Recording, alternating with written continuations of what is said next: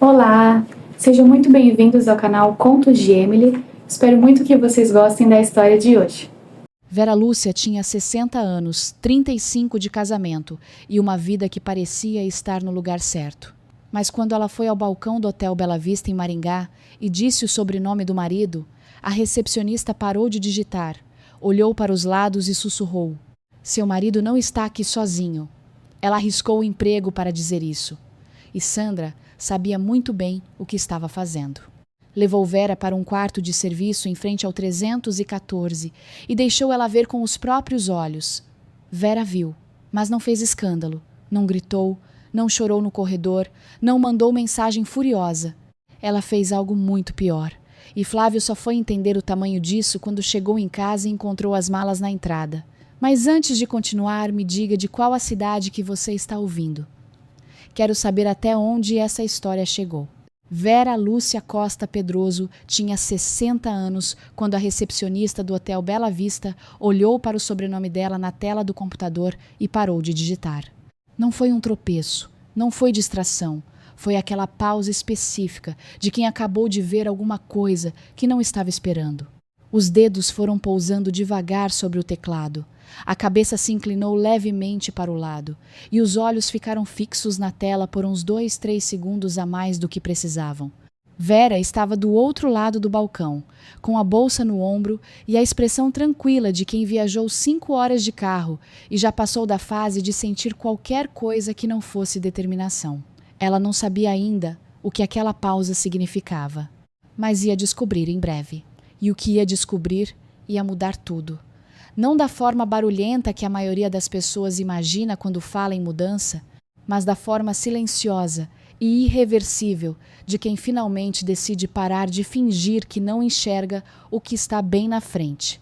Mas para entender onde Vera chegou naquela noite de julho em Maringá, a gente precisa voltar um pouco, não muito, só o suficiente para entender quem ela era antes de entrar por aquela porta giratória de hotel. Vera Lúcia Costa Pedroso cresceu no Alto da 15, bairro de Curitiba, onde as araucárias são tão altas que parecem estar segurando o céu. Filha de professora e costureira, aprendeu desde cedo 2 coisas que nunca esqueceu: organização e paciência. O pai dizia que essas 2 qualidades juntas valiam mais do que qualquer diploma. A mãe dizia que o diploma também ajudava. Os 2 tinham razão.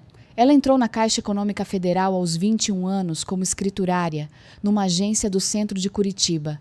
No primeiro dia, chegou 15 minutos antes do horário, com a pasta de documentos na mão e o cabelo preso. A gerente na época, uma mulher de uns 50 anos chamada Dona Aparecida, olhou para ela por cima dos óculos e disse: "Você vai longe."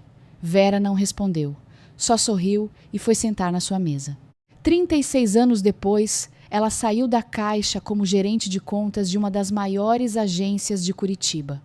22 anos à frente de equipe, centenas de clientes, processos do tamanho de enciclopédia e uma reputação que ela nunca precisou defender porque os números defendiam por ela. Se tem uma coisa que 36 anos de banco ensinam, é que sentimento sem documento não vale nada. Você pode ter toda a razão do mundo, mas se você não tem o papel que prova, você sai da reunião de mãos vazias. Vera aprendeu isso tão bem que acabou levando para a vida toda. E ia ser exatamente isso que ia salvar ela mais tarde. Naquela quarta-feira de julho, Vera estava de pé na janela da cozinha do apartamento do Alto da 15, olhando lá para baixo. Eram 6 horas da tarde. Curitiba no inverno tinha esse céu que fica baixo, quase pesado, cor de cimento úmido. O bafo condensava na vidraça da janela. E ela estava lá, com as 2 mãos envolvendo a caneca de chá, olhando para a calçada. Lá embaixo, um casal de idosos caminhava devagar. O marido empurrava o andador com passos curtos e cuidadosos. A esposa ia do lado, segurando o braço dele com as 2 mãos, como quem protege e ao mesmo tempo se apoia. Eles não estavam conversando, não precisavam. Estavam só andando juntos na calçada molhada, e havia algo naquilo que era tão simples e tão honesto que Vera sentiu um aperto no peito que ela não soube bem explicar. Ela tinha marido, tinha apartamento, tinha aposentadoria, saúde, 2 filhos criados, 2 netos lindos em São Paulo e um em Joinville. Na teoria, tinha tudo. Na prática, havia uma solidão específica dentro daquele apartamento que era diferente de ficar sozinha. Ficar sozinha, Vera sabia lidar, mas aquela sensação de estar com alguém e mesmo assim se sentir do lado de fora era outra coisa. Essa ela ainda não tinha nome. A chaleira apitou. Vera foi até o fogão, colocou água na caneca que já tinha o sachê de erva cidreira. E por reflexo, pelo peso de 35 anos de casamento inscrito no corpo sem ela perceber, estendeu a mão para o armário e pegou uma segunda caneca. Ficou olhando para ela. Flávio não estava em casa. Flávio estava em Maringá. De novo. Ela colocou a segunda caneca de volta no armário, com cuidado, sem fazer barulho. Esse gesto pequeno, quase invisível, era a fotografia mais honesta daquele momento da vida dela. A mudança em Flávio não aconteceu de uma vez. Nunca acontece de uma vez. Se acontecesse de uma vez, seria mais fácil de ver, de nomear, de enfrentar. O que acontece na maioria das vezes é um gotejo. Uma coisa pequena aqui, outra ali, e de repente você olha para trás e percebe que já faz um bom tempo que a água está escorrendo. Com Flávio, o primeiro sinal foi o celular. Flávio Pedroso tinha 63 anos e era sócio de uma distribuidora de materiais de construção no bairro Capão da Embuia, em Curitiba. Havia 15 anos nessa sociedade com Nélio, amigo antigo da época de faculdade. Eram bons sócios. Nélio cuidava da parte operacional, Flávio era o comercial, o que saía para visitar clientes, fechava contrato, mantinha relacionamento. Era bom nisso, sempre foi. E sempre foi do tipo que deixava o celular em qualquer lugar. Em cima da mesa do jantar, em cima do balcão da cozinha, no sofá, na bancada do banheiro. Nunca ligou muito para quem via a tela. Não tenho nada a esconder, ele dizia às vezes, sem que ninguém tivesse perguntado. Então, num período que Vera não conseguia precisar exatamente, mas que foi em algum momento do ano anterior, o celular começou a ir a lugares que celular não costuma ir. Para o banheiro, toda vez. Para a garagem, quando ele ia jogar fora o lixo. Para o quintal, nos 5 minutos que ficava regando as plantas. Para a mesa de jantar de tela virada para baixo, como se a mesa fosse de repente uma ameaça. Vera perguntou uma vez, de passagem, enquanto ele assistia ao noticiário da noite. Você mudou a senha do celular? Flávio não tirou o olho da televisão. Mudei. O Rodrigo me disse que precisa ser mais difícil, por causa de segurança. Muita fraude hoje em dia. Rodrigo tinha 30 anos, morava em Joinville, trabalhava com logística e ligava para o pai, em média, uma vez por mês para falar de futebol. A probabilidade de Rodrigo ter dado uma aula de segurança digital para o pai era aproximadamente 0, mas Vera não disse isso. Assentiu com a cabeça e voltou para o livro. O segundo sinal foi o perfume. Um frasco apareceu em cima da pia do banheiro deles, ao lado da máquina de barbear de Flávio. Embalagem elegante, letras douradas, o nome de uma marca que Vera não reconhecia. Ela pegou, cheirou com cuidado, cheiro adocicado, com alguma coisa amadeirada no fundo. Estranho para um homem de 63 anos que usava o mesmo desodorante Colônia desde que ela conhecia. Ela colocou o frasco de volta na prateleira, sem dizer nada. Porque o que ela ia dizer? De onde veio esse perfume? E ele ia ter uma resposta. Flávio sempre tinha uma resposta. Em 35 anos de casamento, Vera não conseguia se lembrar de uma única vez em que ele ficou sem palavras. Era uma das coisas que ela admirava nele, no começo. Depois, foi sendo uma das coisas que aprendeu a temer. Porque palavras bonitas, ditas com segurança, podem cobrir muita coisa feia. O terceiro sinal, e o maior, foram as viagens. A distribuidora tinha um cliente em Maringá. Isso era real. Um fornecedor de cerâmicas com quem eles trabalhavam há anos. Flávio ia a Maringá de tempos em tempos para manter o relacionamento comercial. Normal. O que não era normal era a frequência. Sempre na segunda a quarta-feira de cada mês. Sem falta, de quarta a segunda-feira, quase uma semana fora. E sempre no mesmo hotel, o Bela Vista, que Flávio mencionou uma vez de passagem, sem querer, quando ela perguntou onde ele ficava quando estava lá. A gente está abrindo uma filial em Maringá, Vera. É um passo importante para a empresa. Você quer que a gente cresça ou não quer? Ela queria. É claro que ela queria. 35 anos construindo uma vida junto com uma pessoa. Você quer que essa pessoa prospere, que o trabalho dela dê frutos, que o esforço vale a pena. Então ela ficava quieta.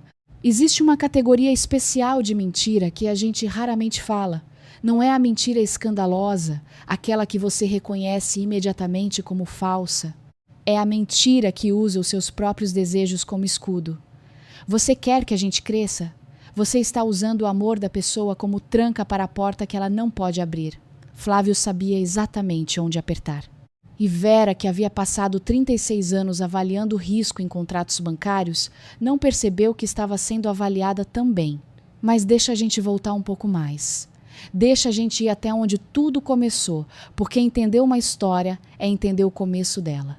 Era 1986.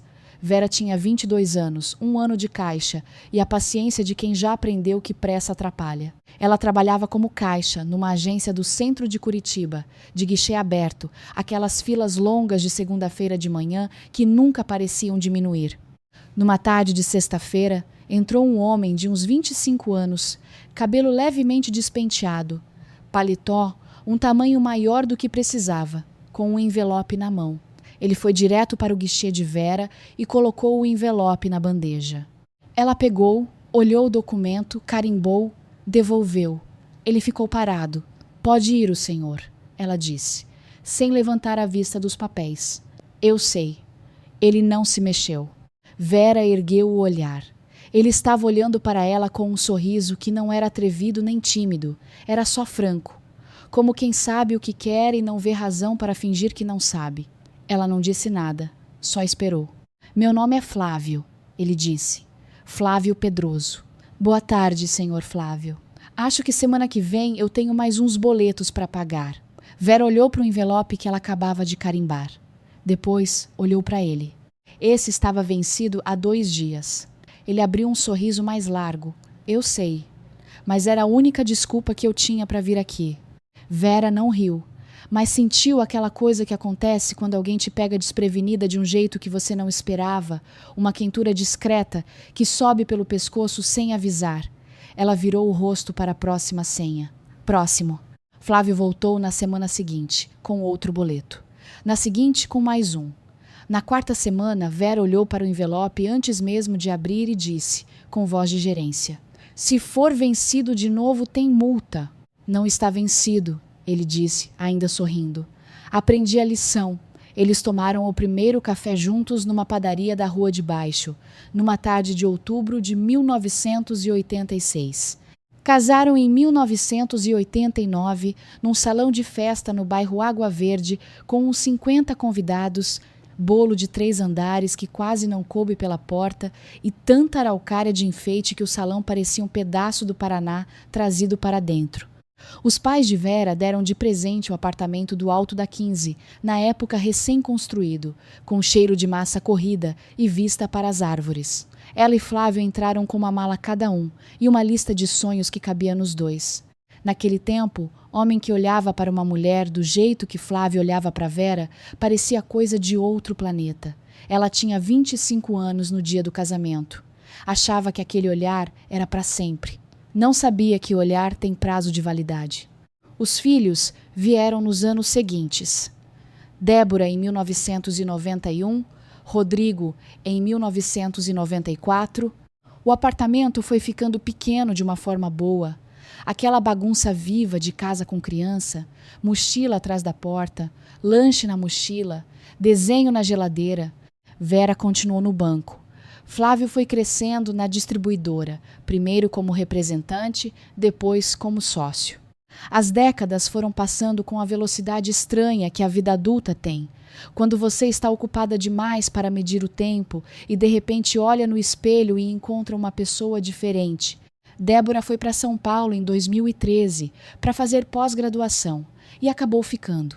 Casou, teve 2 filhos, os netos favoritos de Vera, que ligavam todo domingo para falar vovó num português ainda misturado com invenção de criança. Rodrigo foi para Joinville em 2018, quando uma empresa de logística fez uma proposta boa demais para recusar. De repente, eram só Vera e Flávio no apartamento de 3 quartos. O problema não foi o silêncio.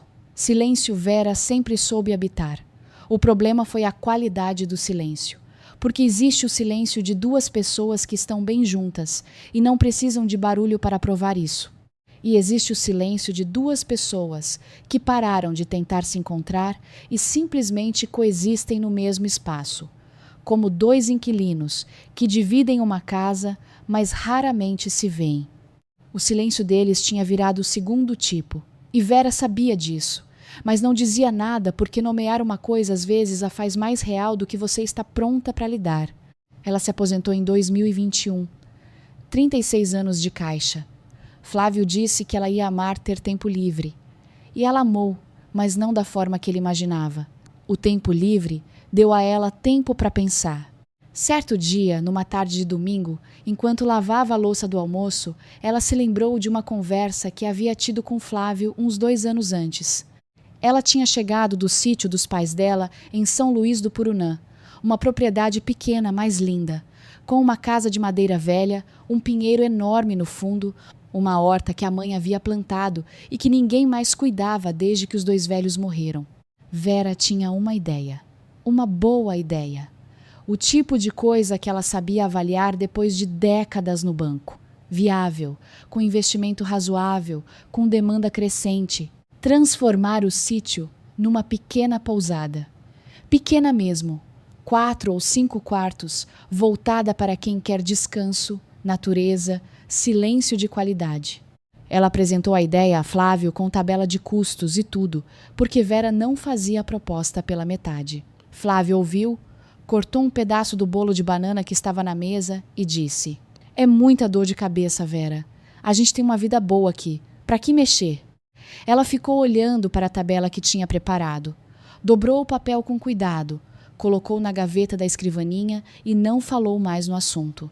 Guardou o sonho num canto do coração, naquele lugar específico onde a gente guarda as coisas que deixa para depois.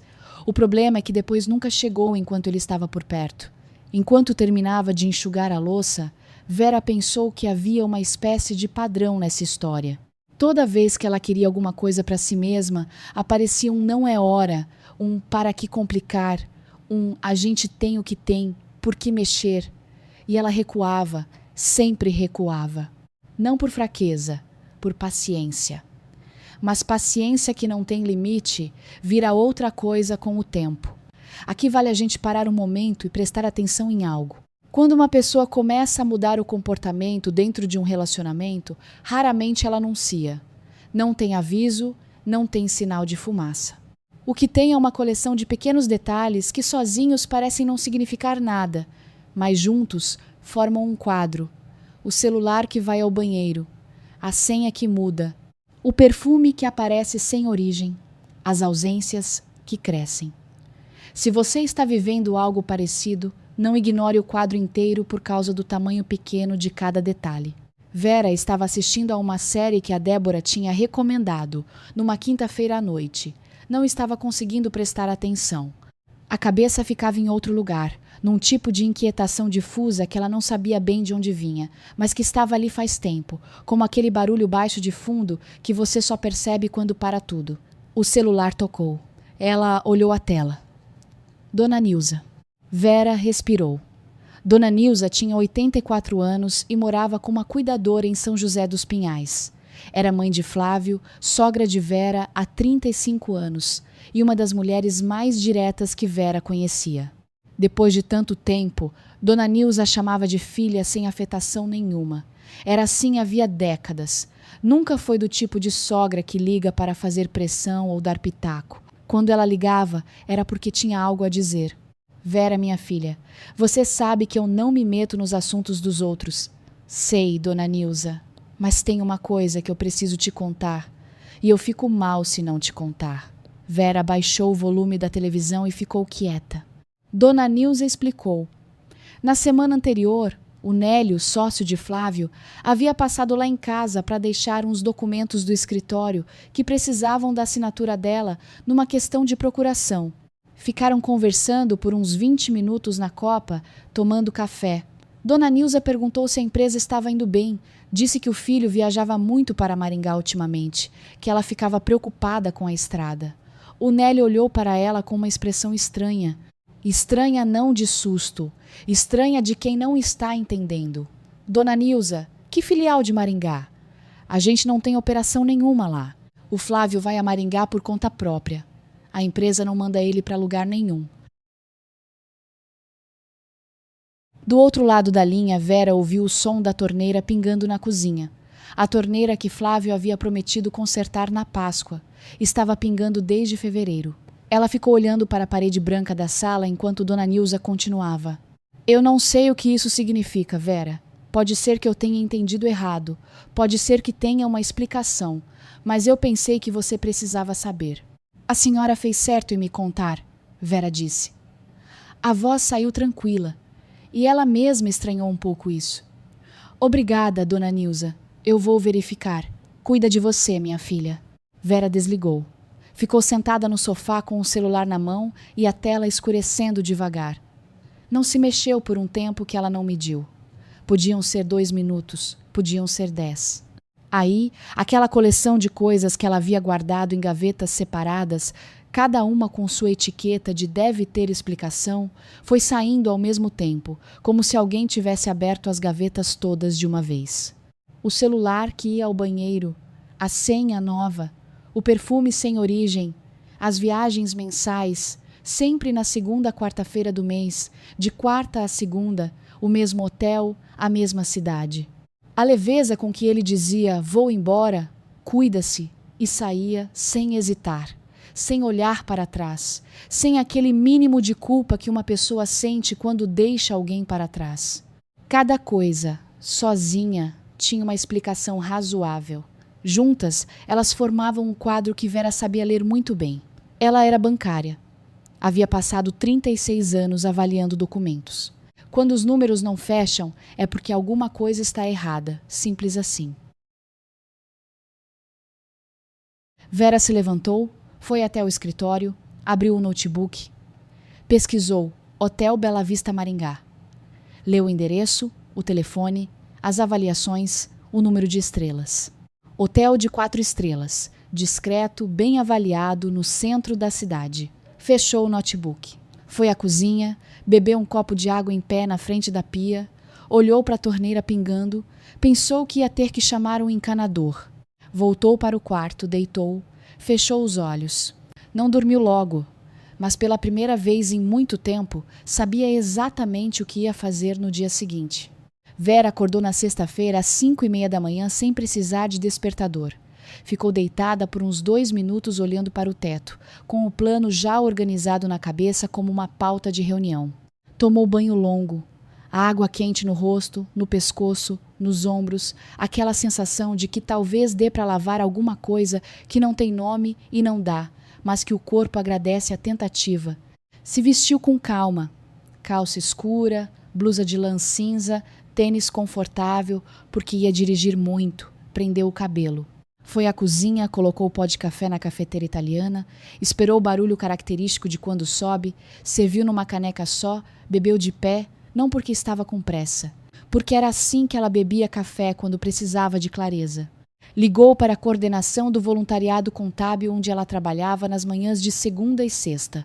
Andressa, bom dia. Não vou conseguir ir hoje. Questão pessoal. Avisa para mim? Claro, dona Vera. Tudo bem? Tudo certo. Só um dia que preciso resolver algumas coisas. Ela pegou a bolsa. Verificou se o celular estava carregado. Pegou as chaves do Corolla prata que estava na garagem, registrado no nome dela. Flávio tinha um carro também, registrado no nome dela. Mas essa é uma ironia que a gente vai chegar mais para frente. Ao meio-dia, Vera entrou na BR-376 em direção a Maringá. A estrada atravessa o Paraná de uma forma que é bonita mesmo no inverno. Campo largo, canavial, soja no horizonte, céu baixo mais limpo. Curitiba fica para trás com seus 20 graus negativos de sensação térmica e a estrada vai ficando menos cinza. Vera não colocou rádio, não colocou música, não colocou o audiolivro que estava na metade. Um romance histórico que a Débora tinha mandado de São Paulo. Dirigiu no silêncio. Isso, para quem conhecia Vera, era um sinal de que ela estava trabalhando, não com as mãos, com a cabeça. Quando ela precisava pensar de verdade, precisava de silêncio do tipo denso, sem preenchimento. Ela pensou em Flávio, no Flávio de 1986 que chegava na agência, com boleto vencido e olhos de quem sabe o que quer. No Flávio de 1989, que entrou no apartamento do alto da Shinzi segurando a mão dela e disse: "Vai ser bom, você vai ver." No Flávio que ficava acordado, esperando ela terminar de preparar relatório para o banco, que aprendeu a fazer macarronada porque era o prato favorito dela, que chorou quando a Débora nasceu com uma intensidade que surpreendeu os dois. Esse homem havia existido. Vera não queria apagar isso. Mas havia também o Flávio que foi dizendo não para cada sonho dela com educação e paciência. O Flávio que foi esvaziando o espaço dela dentro da própria vida deles devagar, sem que ela percebesse, como se tira ar de um balão bem devagar, para que ele não faça barulho quando murcha. E havia o Flávio das viagens mensais a Maringá para uma filial que não existia. Num posto de combustível no caminho, ela parou para abastecer e tomar um café. Ficou 2 minutos encostada na porta do carro com o copo de plástico na mão, olhando para o mato do outro lado da cerca. O mundo continuava funcionando normalmente. Ela jogou o copo no lixo, entrou no carro, continuou. Vera chegou a Maringá às 17 horas em ponto. O Hotel Bela Vista ficava numa rua tranquila no centro da cidade. Prédio de 5 andares, fachada cor de areia, letreiro discreto na entrada, toldo listrado sobre a porta giratória. Na frente, um pequeno estacionamento com grades de ferro pintadas de preto. Ela entrou devagar no estacionamento e começou a passar os olhos pelos carros. Terceira fila da esquerda, perto da saída, um Fiat Toro branco com um amassado velho no para-choque traseiro, do lado esquerdo, do tamanho de um punho cerrado. Um amassado que Flávio levou quando estacionou em reverso no Natal de 2022 e bateu no hidrante da rua do cunhado, e que ele nunca consertou porque estava funcionando assim. Vera reconheceu o carro de longe. Parou o Corolla no canto mais distante do estacionamento, longe do Fiat, longe da entrada, encostada na grade do fundo. Desligou o motor. Ficou sentada com as mãos no volante por um momento. Os dedos estavam frios. Ela respirou fundo, devagar. Pegou a bolsa do banco do passageiro. Verificou o celular. Bateria boa. Câmera funcionando. Abriu a porta. Desceu. Entrou no hotel. O saguão do Bela Vista era daqueles lugares que tentam ser mais do que são sem exagerar. Piso de porcelanato bege, 2 vasos com plantas naturais na entrada, uma poltrona de couro marrom perto da janela que parecia nunca ter sido usada. Música instrumental saindo de algum lugar que não dava para ver. Cheiro de ar-condicionado e alguma coisa de baunilha. No balcão de madeira escura, uma mulher. Vera calculou uns 50 anos, talvez um pouco mais. Cabelos curtos, escuros, com fios brancos nas têmporas que ela não tingia, o que deu a Vera uma impressão imediata de alguém que não perde tempo, tentando ser o que não é. Uniforme cinza do hotel, discreto, um broche com o nome Sandra. Brincos de prata pequenos nas orelhas. Olhos castanhos com aquela qualidade específica de olho cansado mas quente, que vem de quem já viu coisa demais, mas ainda liga para o que está na frente. Sandra olhou para Vera com um sorriso profissional de recepcionista que está atendendo a 10ª pessoa do dia. Boa tarde. Em que posso ajudar? Boa tarde. Vera colocou a bolsa sobre o balcão com calma. Eu queria saber em qual quarto está meu marido. Flávio Pedroso. Sandra sentiu e começou a digitar no teclado do computador. Rápido, mecânico, os dedos indo direto nas teclas certas com a automaticidade de quem faz isso centenas de vezes por semana. Aí ela parou. Não foi uma pausa de dúvida técnica do tipo, esse sistema travou. Foi uma pausa de reconhecimento. Os dedos pousaram suavemente. A cabeça inclinou levemente para o lado. Os olhos ficaram na tela 2 ou 3 segundos a mais do que precisariam. Ela ergueu a vista. A senhora é a Vera Pedroso? Sou. Vera Lúcia Costa Pedroso. Sandra olhou rapidamente para os lados. O saguão estava vazio. Na porta de entrada, o segurança estava de costas, olhando para a rua, com o celular na mão. Nenhum outro hóspede à vista. Ela se inclinou levemente sobre o balcão, a voz caindo para o volume de quem fala só para quem está em frente. Senhora, eu vou dizer uma coisa que não tenho autorização de dizer. Isso pode me custar o emprego. Mas quando eu vi o seu sobrenome e entendi quem a senhora é, eu não consegui ficar calada. Vera não se mexeu. Ficou parada, olhando para Sandra com aquela atenção específica de quem está guardando tudo. Seu marido não está aqui sozinho. O chão não balançou. As pernas de Vera não cederam. O coração não disparou com aquele ritmo acelerado que aparece nas histórias. O que aconteceu foi mais quieto do que tudo isso. Foi como se uma parte dela, que havia meses, ficava se debatendo entre dois lados. Deve ter uma explicação. E você está sendo ingênua. Tivesse finalmente parado de debater. Não havia mais debate. Havia um fato. Me mostra, Vera disse. A voz saiu igual. Firme, sem tremor, sem súplica. A voz de quem já atravessou a parte difícil por dentro e agora só precisa que o mundo exterior acompanhe o que o interior já sabe. Sandra saiu de trás do balcão com movimentos rápidos e discretos. Passou na frente de Vera com um "me acompanhe" quase inaudível e virou pelo corredor lateral, aquele que não é para hóspedes, com paredes de tinta simples e o cheiro de roupa de cama limpa vindo de alguma lavanderia próxima. Subiram pela escada de serviço.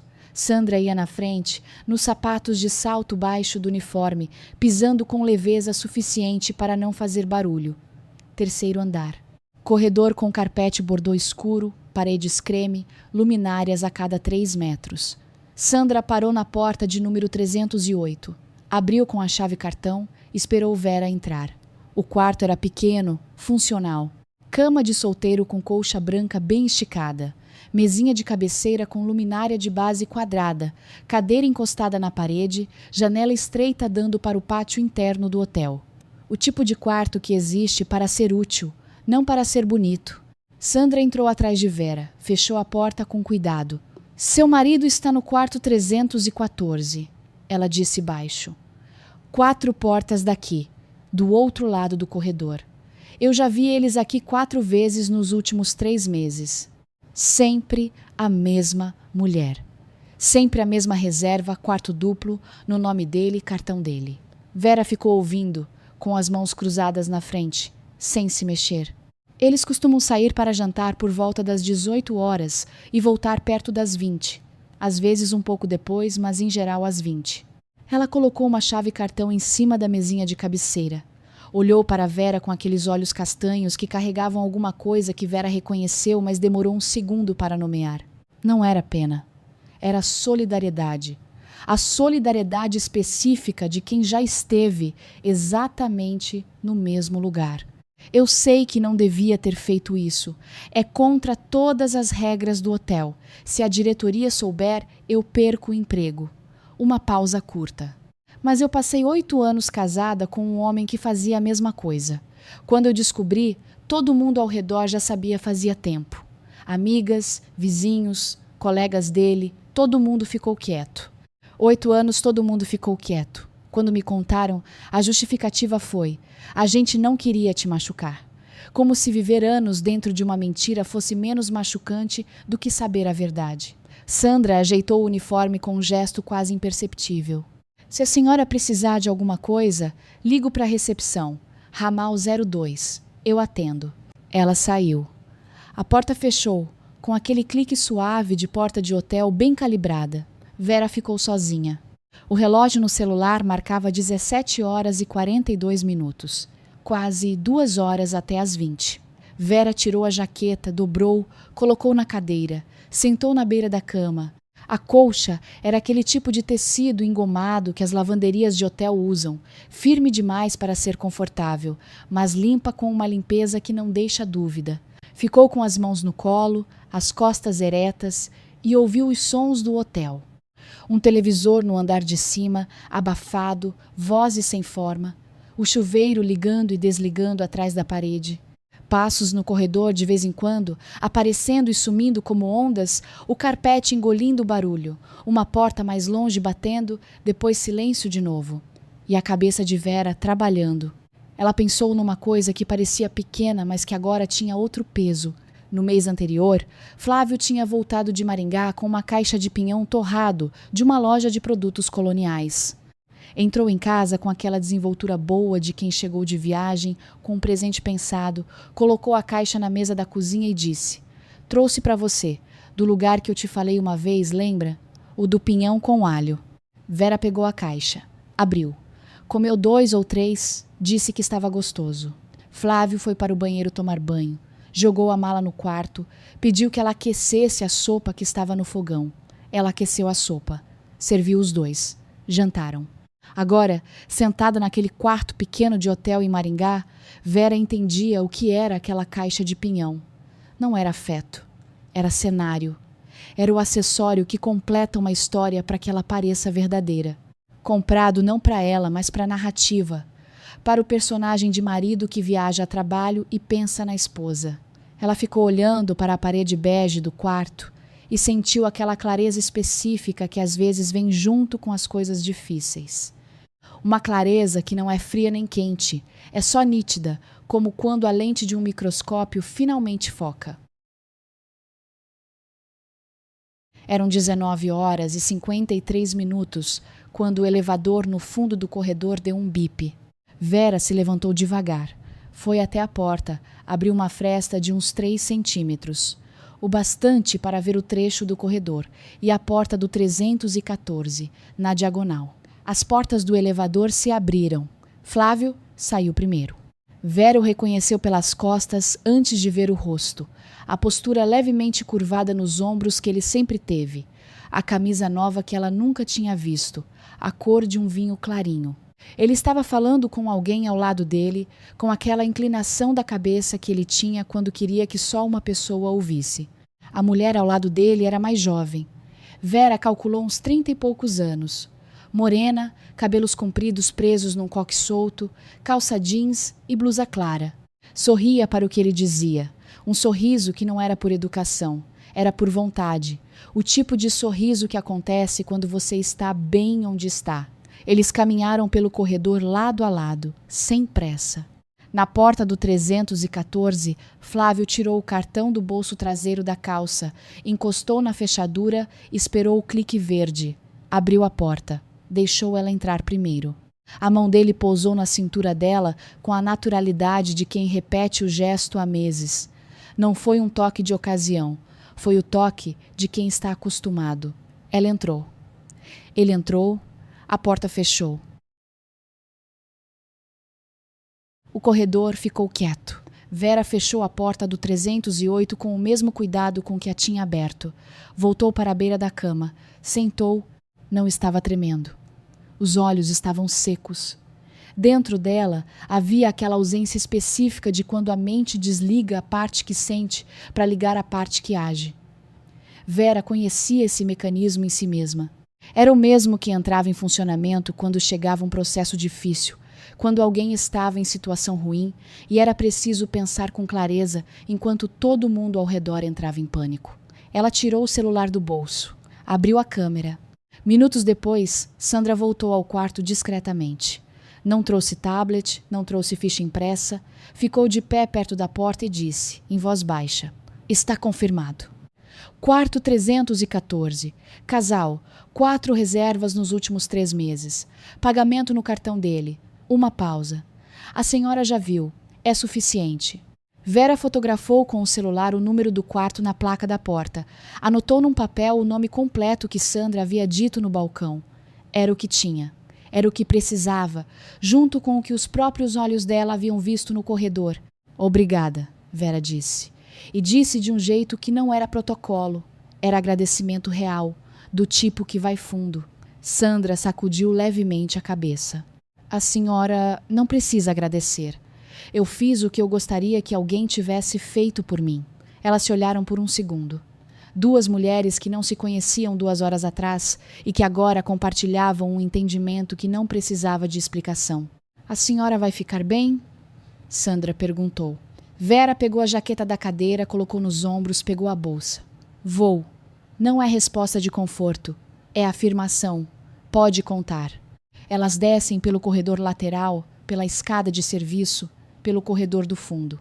Antes de chegar ao balcão de recepção, Vera parou, tirou um cartão de visitas antigo da bolsa, o único que ainda carregava por hábito, com o nome e o número dela, e entregou a Sandra sem dizer nada. Sandra guardou no bolso do uniforme com um aceno de cabeça. Na altura do balcão, Sandra passou na frente e voltou ao posto dela com a mesma discrição com que tinha saído. Vera seguiu reto até a porta giratória. O ar frio de julho em Maringá estava esperando do lado de fora, mais frio do que quando ela entrou. O estacionamento estava iluminado por postes de luz amarela e o asfalto tinha uma leve umidade de orvalho. Vera caminhou até o Corolla, abriu, sentou no banco do motorista, colocou a bolsa no banco do passageiro. Ficou com as mãos no volante. O Fiat Toro branco de Flávio estava 3 fileiras à frente, com um amassado velho no para-choque. Aquele amassado ridículo que ele nunca consertou porque não estava incomodando ninguém. Vera ficou olhando para aquele amassado por uns 30 segundos. E aí as lágrimas vieram. Não foram soluços. Não foram aqueles choros de filme com grito e desabamento. Foram lágrimas quietas, do tipo que o corpo expulsa quando chegou no limite do que estava segurando, silenciosas e contínuas escorrendo pelo rosto sem cerimônia, como água que finalmente acha o caminho quando a pedra sai da frente.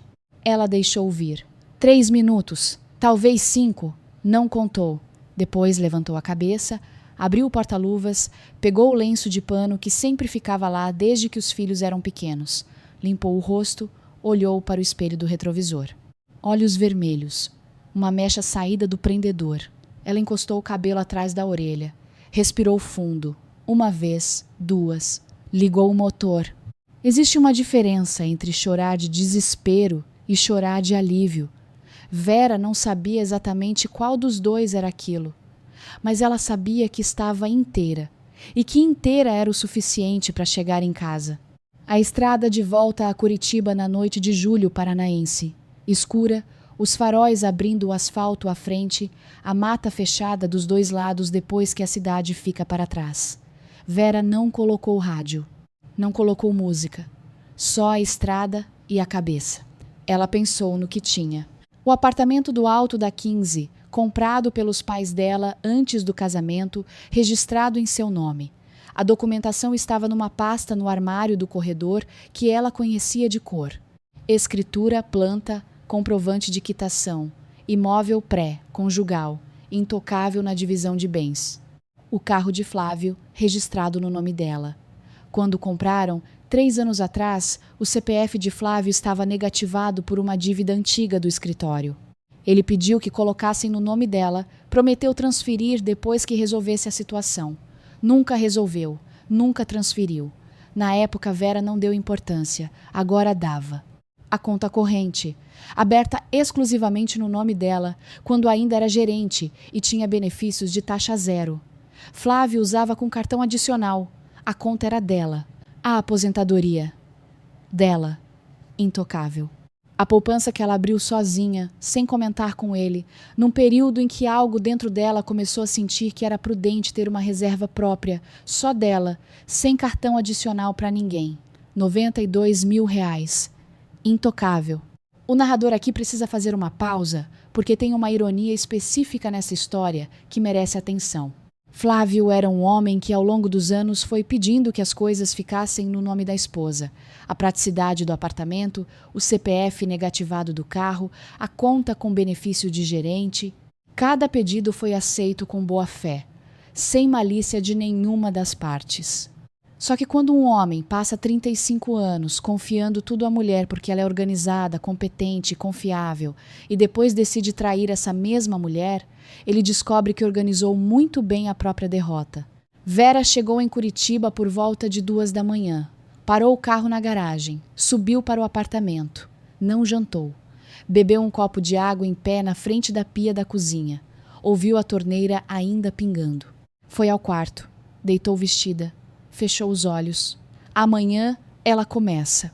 Sábado de manhã, Vera acordou às 6 sem precisar de despertador.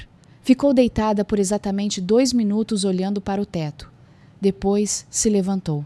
Tomou banho longo, água quente no rosto e nos ombros. Aquela sensação de que talvez dê para lavar alguma coisa que não tem nome. Não dá. Mas o corpo agradece a tentativa.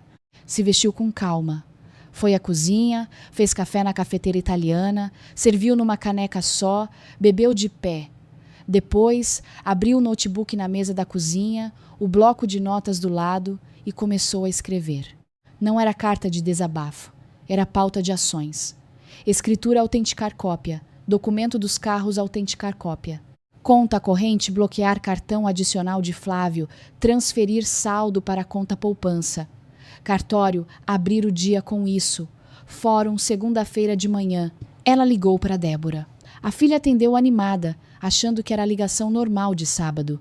Débora, tudo bem com você? Tudo, mãe. E aí, o que tem de novidade? Eu preciso te contar uma coisa, mas não hoje. Na semana que vem eu te conto tudo direito. Só queria ouvir a tua voz. Débora percebeu o tom. Conhecia a mãe. Mãe, tá tudo bem? Está. Só preciso organizar umas coisas primeiro. Você sabe como eu sou. Débora deu um riso suave. Sei. Tudo no lugar antes de abrir a boca. Exatamente. Te amo. Te amo, mãe. Vera desligou. Ficou um segundo com o celular na mão. Depois pegou a bolsa com os documentos e foi ao cartório. A notária era uma mulher de uns 55 anos, óculos de armação vermelha, cabelo grisalho preso com um grampo simples. Autenticou as cópias com eficiência, olhou para Vera por cima dos óculos e disse: Você parece quem sabe muito bem o que está fazendo. Vera respondeu sem vacilar: 36 anos de banco ensinam. Do cartório, ela voltou para casa, abriu o aplicativo do banco no celular e resolveu tudo, sem precisar sair de casa. Saldo da conta corrente transferido para a poupança. Cartão adicional de Flávio bloqueado. Extrato salvo em PDF, guardado na pasta. À tarde, ela foi à casa da Dirce. Dirce tinha 58 anos e era a amiga que Vera tinha há mais tempo, desde os primeiros anos de banco. Não foi para desabafar, não ainda. Foi para sentar numa cozinha familiar e ouvir a voz de alguém que a amava, sem precisar de nada em troca. Dirce não perguntou o que estava acontecendo. Só pôs o bolo de fubá na mesa, serviu o café e começou a falar da neta que tinha dado os primeiros passos na quinta-feira. Vera ouviu. Em algum momento, sem perceber, sorriu de verdade. No domingo à tarde, Vera entrou no quarto do casal e começou a separar as coisas de Flávio. Não fez isso com raiva. Fez com o mesmo método que usava quando organizava o arquivo morto da agência no final do ano. Item por item, com cuidado, sem misturar o que é de um lugar com o que é de outro. Camisas dobradas, cada uma do jeito que ele gostava. Ternos no cabide, dentro do trolley, para não amarrotar. Calças, suéteres, sapatos em sacola própria. O perfume novo, ela tirou da prateleira sem cheirar. Colocou direto na mala sem olhar mais do que o necessário. 2 trolleys grandes ficaram prontos na entrada. Uma sacola de sapatos, uma bolsa com os documentos pessoais dele, RG, CPF, carteira de trabalho, um caderninho onde ele anotava senhas que ela colocou sem abrir. Enquanto dobrava uma das camisas, veio uma lembrança que ela não havia chamado. Uma tarde de domingo, uns 5 anos atrás, ela havia feito um macarrão caseiro, do jeito que a mãe ensinava, com massa aberta na mão, molho de tomate com manjericão fresco do vaso da janela. Demorou quase 2 horas preparando. A mesa estava bonita.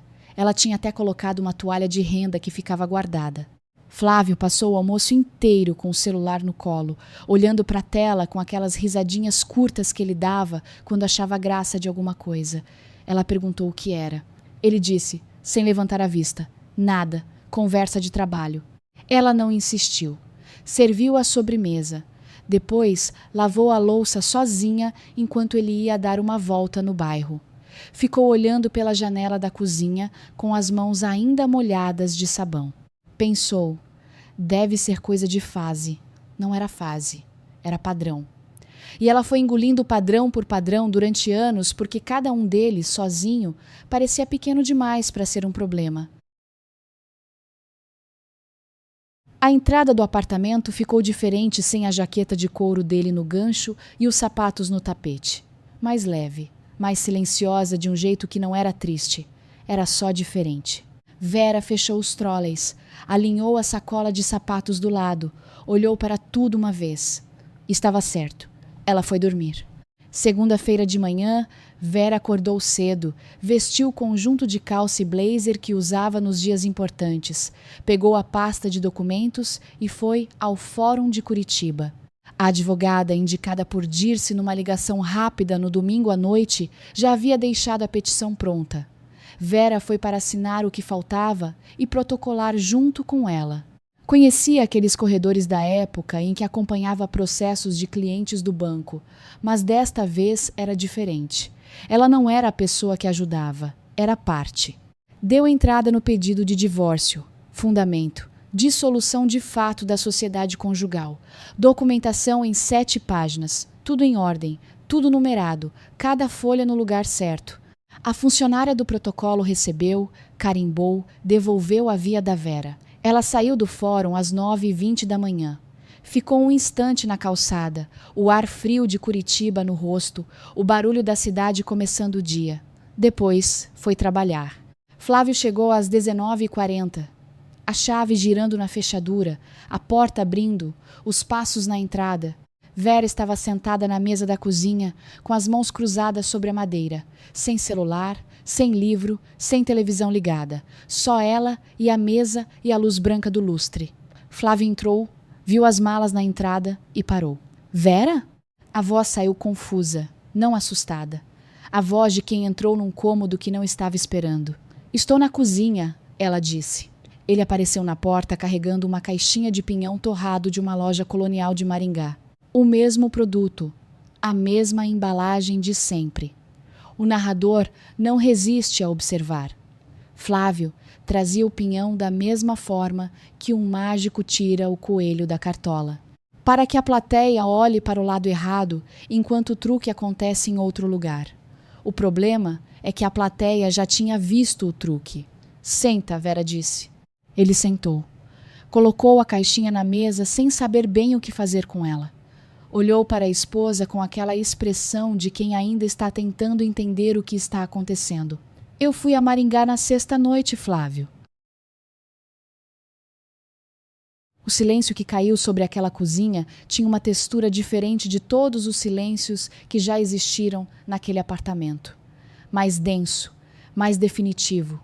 O tipo de silêncio que divide o tempo em antes e depois. Eu fui ao Hotel Bela Vista. Conversei com a recepcionista. Ela confirmou 4 estadias nos últimos 3 meses. 4º casal, cartão no seu nome. E te vi no corredor às 8 da noite, você e ela, entrando juntos no quarto 314. Ela colocou o celular na mesa com as fotos abertas. Não empurrou para ele. Deixou ali, visível, como se deixa um documento numa mesa de reunião quando você não precisa mais explicar nada. O rosto de Flávio passou por fases em poucos segundos. Negação, cálculo, uma tentativa de armação que não chegou a virar frase, e depois uma espécie de rendição pesada, como de quem deixou cair algo que estava carregando há tempo. Vera, não é o que você está pensando. Não vou ouvir a versão. Eu vi. Eu me envolvi. Foi um momento fraco. Eu estava passando por uma fase difícil e 4 vezes em 3 meses não é momento, Flávio. É agenda. Ele tentou outra entrada. Disse que não significava nada, que foi uma coisa que simplesmente aconteceu, que ela era a mulher da vida dele, que eles tinham 35 anos juntos, que os filhos precisavam de uma família, que os filhos são adultos, Vera disse, e não precisam de um pai que trate a mãe como personagem de apoio na própria vida. Flávio ficou quieto por alguns segundos. Depois tentou mais uma vez, agora com outra estratégia. Falou em terapia de casal, em reconstrução, em perdão. Disse que ia cortar tudo, que ia ligar agora mesmo se ela quisesse, que eles podiam virar a página. Vera esperou ele terminar. Depois falou, com uma voz que era baixa, mas não tinha uma gota de hesitação. Eu não estou com raiva de você, Flávio. Isso você precisa entender. Raiva seria mais simples. O que eu estou é cansada. Cansada de 35 anos em que os meus sonhos sempre vieram depois dos seus. A pousada no sítio dos meus pais que eu nunca abri porque era muita dor de cabeça. A viagem a Portugal que adiamos 8 anos seguidos porque sempre tinha um motivo melhor. O sítio que está abandonado enquanto você ia a Maringá todo mês para uma filial que não existe. Eu não quero reconstruir o que nós tínhamos. Eu quero construir o que é meu. Ela respirou. O pedido de divórcio foi dado hoje de manhã no fórum. A minha conta foi esvaziada e o seu cartão adicional foi bloqueado no sábado. O apartamento está registrado em meu nome desde antes do nosso casamento. Os 2 carros também estão formalmente no meu nome, o que me dá vantagem prática imediata. Você mesmo pediu isso quando tinha o CPF negativado, lembra? Os documentos estão na notária. Se quiser contestar alguma coisa, o endereço do fórum você conhece. Ela se levantou, pegou a caixinha de pinhão da mesa e colocou na bancada da cozinha. Suas coisas estão na entrada. Flávio ficou olhando para ela de um jeito que Vera não sabia exatamente classificar, como se ela fosse outra pessoa, como se o chão tivesse mudado de lugar. E talvez ela fosse outra pessoa. Ou talvez ela fosse exatamente quem sempre tinha sido, e ele simplesmente nunca tivesse olhado direito para entender isso. Ele se levantou devagar, foi para a entrada. Vera ficou sentada ouvindo os sons, o barulho das rodinhas do trolley no piso de porcelanato, a sacola de sapatos arrastando um pouco, a porta abrindo. Uma pausa de talvez 3 segundos, na qual ele ficou parado no vão da porta sem falar nada. Depois, a porta fechou. Os passos no corredor foram ficando mais distantes. O elevador desceu. O apartamento ficou silencioso. A caixinha de pinhão estava na bancada, com a embalagem colorida de um produto que não tinha culpa de nada do que representava. Vera olhou para ela por uns 2 segundos. Depois, pegou uma sacola de plástico, colocou a caixinha dentro com cuidado e a deixou do lado da bolsa. Na próxima visita a Dona Nilza, ela ia levar. Pinhão não tem culpa de nada. Dona Nilza ligou na manhã seguinte. Vera esperava qualquer coisa. Pedido para dar uma segunda chance, defesa do filho, culpa colocada na direção errada. O que ela não esperava era o que a sogra disse. Vera, minha filha, eu sei o que aconteceu. Ele me contou, do jeito que homem conta essas coisas, pela metade e com 3 camadas de justificativa. Mas eu entendi o suficiente. Pausa. Eu criei meu filho para ser honesto. E ele não foi. E eu tenho vergonha disso. Vergonha de verdade. Vera ficou quieta, ouvindo. Eu não vou pedir que você perdoe ou que você reconsidere. Você tem todo o direito de fazer o que está fazendo. Só quero que você saiba, eu estou do seu lado. Se precisar de qualquer coisa, de dia, de noite, você me liga. Obrigada, Dona Nilza, Vera disse. E sentiu alguma coisa se soltar no peito. Não exatamente alívio, mas algo parecido. O reconhecimento de que existia pelo menos uma pessoa na família de Flávio que escolhia a honestidade mesmo quando era difícil. Você sempre foi mais gente boa do que ele merecia, Dona Nilza disse, baixinho antes de desligar. 2 semanas depois, Flávio não contestou nada. O advogado dele, aparentemente, explicou que o divórcio poderia custar se fosse para a briga. Parte dos bens estava registrada em nome dela desde antes do casamento, o que pesava a favor de Vera. Para o restante, havia o risco de um processo longo, custoso e exposto, e Flávio não tinha posição moral para enfrentar uma disputa pública. Podia tentar, mas o custo seria alto e o resultado incerto. Ele assinou tudo. Assinou tudo. Mais um mês depois, chegou uma notícia que Vera não buscou e não esperava. Dona Nilza ligou novamente. Vera, eu preciso te contar uma coisa. Fica calma. O Nélio, sócio de Flávio, havia feito uma auditoria interna depois da conversa que teve com a sogra. Descobriu que Flávio estava registrando as viagens a Maringá como despesas da distribuidora. Diárias de hotel, refeições, combustível. Tudo lançado como visitas comerciais a um cliente. 4 meses de despesas. O Hotel Bela Vista, os restaurantes, os percursos de carro, tudo pago pela empresa sem que nenhuma dessas viagens tivesse qualquer relação com negócios da distribuidora. O Nélio foi ao contador, foi ao advogado. Flávio foi desligado da sociedade. Ele está aqui em casa, Vera, sentado na cadeira da sala olhando para a parede. Eu disse para ele se levantar e ir procurar o que fazer da vida, mas até agora não saiu do lugar. Dona Nilza, Vera disse com cuidado, a senhora não tem culpa de nada disso. Cada um faz as suas escolhas. Eu sei, minha filha, eu sei. Vera precisou dizer uma coisa importante aqui e disse: eu não passei nada disso para o Nélio. Eu não falei com ninguém da empresa. Não precisei. Dona Nilza ficou quieta por um segundo. Eu sei que não foi você. A verdade chegou sozinha. A verdade é assim. Preguiçosa às vezes, lerda, demora mais do que deveria. Mas ela chega. E quando chega, não precisa de empurrão de ninguém. Os primeiros meses no apartamento foram estranhos de uma forma que Vera não esperava. Não porque sentia falta de Flávio. Saudade ela verificou com cuidado dentro de si mesma, como quem checa uma gaveta que não abre faz tempo. Havia um tipo de acostumamento, aquela presença de fundo que 35 anos de convivência imprimem no corpo e que o corpo demora a desaprender. Mas saudade do Flávio de verdade, do Flávio de agora, não havia. O que havia era a estranheza de um apartamento que de repente parecia maior, sem os sapatos na entrada, sem a jaqueta no gancho, sem o barulho do noticiário que ele colocava alto no quarto enquanto trocava de roupa. Ela acordava às vezes no meio da noite e ficava ouvindo o silêncio com uma espécie de atenção que levou algumas semanas para entender que não era ansiedade. Era o corpo reaprendendo as dimensões do espaço.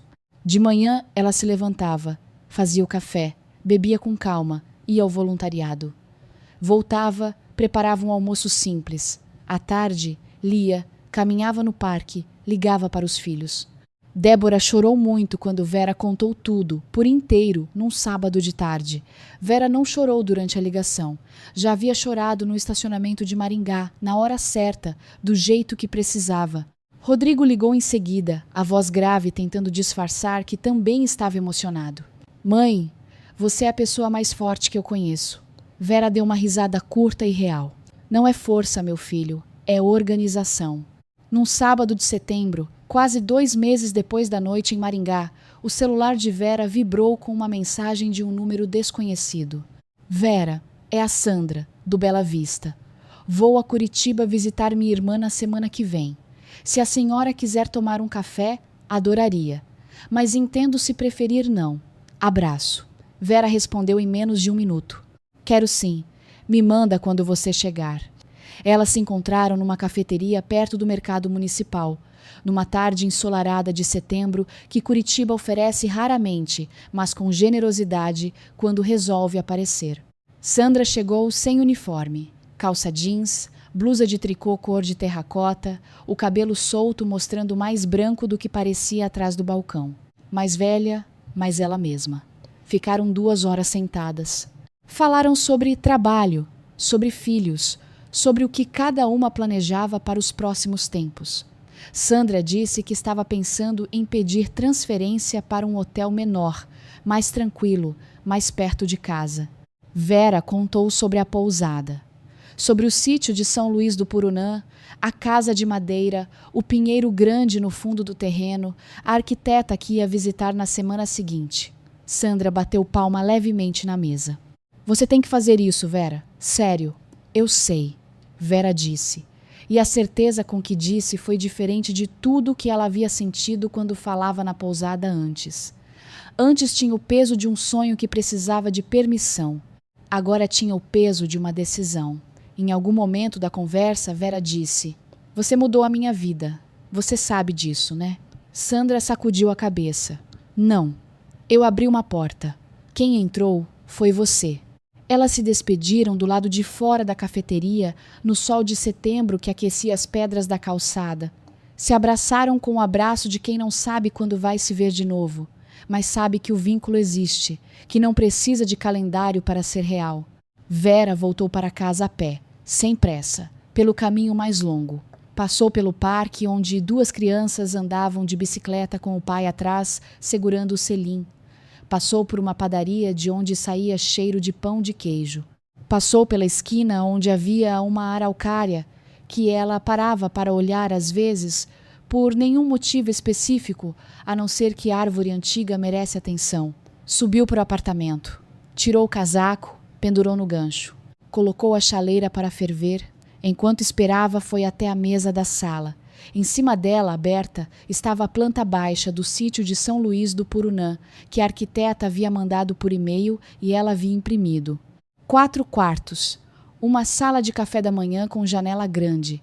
Varanda de madeira de frente para o pinheiro. Simples, exato, bonito, do jeito certo. A chaleira apitou. Vera foi à cozinha. Pegou uma caneca só, como havia meses era. Serviu o chá, voltou para a janela. Lá embaixo, na calçada, o mesmo casal de idosos passava. Ele no andador, ela segurando o braço dele com as 2 mãos, os 2 devagar, os 2 presentes. Vera os olhou como havia olhado meses atrás, mas o aperto no peito que sentia antes não estava mais lá. Ela entendeu agora o que havia naquela cena que a puxava. Não era o casal em si, era a honestidade. A presença real, o fato de que os 2 sabiam exatamente onde o outro estava. Vera sabia onde ela estava, e pela primeira vez em muito tempo, isso era suficiente. A pousada tinha nome. Ela havia decidido numa manhã de agosto, tomando exatamente esse chá, olhando exatamente essas araucárias, pousada da espera. Porque às vezes a gente espera por muito tempo para chegar no lugar certo, e quando chega, entende que a espera fez parte do caminho. Existe uma lição que a história de Vera carrega, e ela não é simples de dizer, por isso a gente vai devagar. A maioria das pessoas, quando ouve uma história de traição, quer falar sobre o traidor. Quem é ele? O que fez? O que merecia? É natural. A indignação faz parte do processo. Mas a história de Vera não é principalmente sobre Flávio. Ele é apenas o catalisador, a última peça que caiu e fez a pilha toda se mexer. A história de Vera é sobre algo muito mais silencioso e por isso muito mais difícil de ver, de nomear, de enfrentar. É sobre a erosão lenta de uma pessoa que vai abrindo mão de si mesma em nome do casal, sempre com boa intenção, sempre com amor, sempre com aquela generosidade de quem acredita que parceria significa ceder, mas sem perceber que amor que só flui numa direção não é amor completo, é doação com o nome errado. Vera abriu mão da pousada, da viagem a Portugal que ficou para o ano seguinte, por 8 anos seguidos, do sítio dos pais que foi ficando abandonado enquanto a vida dos 2 seguia em frente. De cada sonho que ela apresentava com cuidado e recebia de volta um não é hora ou um para que complicar, embalado em lógica tão razoável que ela se sentia exagerada por ter querido. E ela aceitava. Sempre aceitava, porque era parceira, porque entendia que casal é concessão, equilíbrio, o bem maior dos 2, porque achava que a vez dela ia chegar. O problema não foi ela ter esperado. O problema foi que a vez dela não veio. Não porque Flávio era um monstro, mas porque o espaço dela dentro da própria vida tinha ido diminuindo tão devagar que ninguém dos 2 parou para medir a perda. E quando ninguém mede, ninguém corrige. E o que não é corrigido vai crescendo torto, até que um dia você olha e a planta já não tem mais como endireitar. Quando a gente fala em relacionamento que faz mal, a maioria das pessoas pensa em grito, em controle, em medo. Mas existe uma outra forma que é mais difícil de reconhecer porque ela não grita, ela sussurra. É o acúmulo de vezes em que o seu desejo foi tratado como secundário, em que a sua necessidade foi chamada de exagero, em que o seu sonho foi devolvido com um sorriso e uma justificativa boa demais para contestar. Esse acúmulo não deixa a marca visível, mas deixa a marca. Quando você passa anos sendo a pessoa que cede, a pessoa que organiza, a pessoa que sustenta, e a outra parte usa esse espaço para construir uma vida paralela, a coisa mais poderosa que você pode fazer não é a raiva, não é o escândalo, é a lucidez. Vera não gritou.